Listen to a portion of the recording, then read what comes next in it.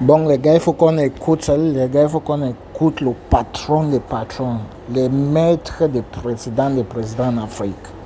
Bon, il dit juste un petit bout de temps, 10 coups en Afrique. Bien sûr qu'on sait que certains coups, ça fait compagnie de France. Le mauvais pays, c'est qu'on appelle la France. Puisque au moins 30 à 40% des pays que France a colonisés en Afrique, ils souffrent dans les pauvretés. C'est pour ça que ça ne peut jamais être avec la vie ici ne peut jamais être avec la France. S'il n'est pas le continent africain, il n'est pas la France. Puisque la France est l'un des mauvais pays en Europe. C'est pour ça que je dis que tous les Africains qui sont émigrés allés en France vont rendre la France zéro. La France va souffrir à génération de le mal qu'ils sont faits sur les Africains. La France, ce pays-là, c'est pour vous dire que quoi?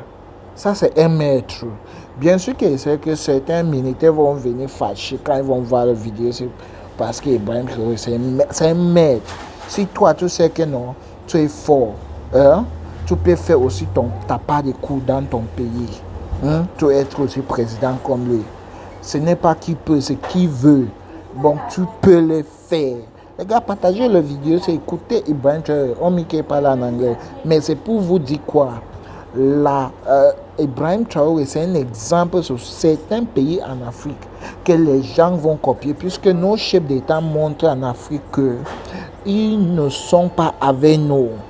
Et les jeunes sont en train de passer sur les pauvretés à cause des mauvais dictateurs, mauvais chefs d'État que nous avons en Afrique. Mauvais chefs d'État que nous avons en Afrique. C'est ça alors que les jeunes vont se lever pour les révolutions en Afrique.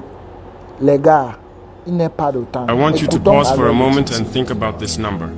10 coups, not in 50 years, not in a generation. 10 coups in just 5 years.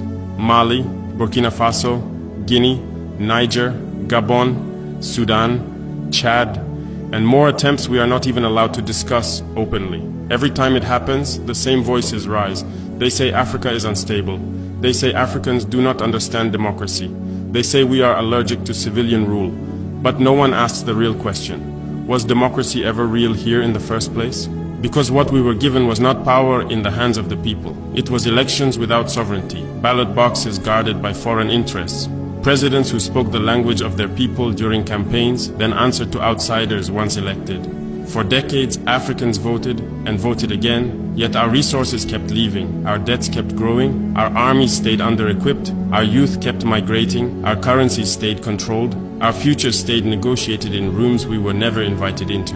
So when soldiers step in, I do not ask first whether they wear uniforms or suits. I ask something more dangerous. Who are the civilians really serving? Because if democracy means choosing leaders who cannot protect land, dignity, or independence, then we must be honest with ourselves. Maybe what failed was not Africa. Maybe what failed was an imported system that never trusted Africans to truly decide their own destiny. That is the conversation many fear. But it is one we must finally have.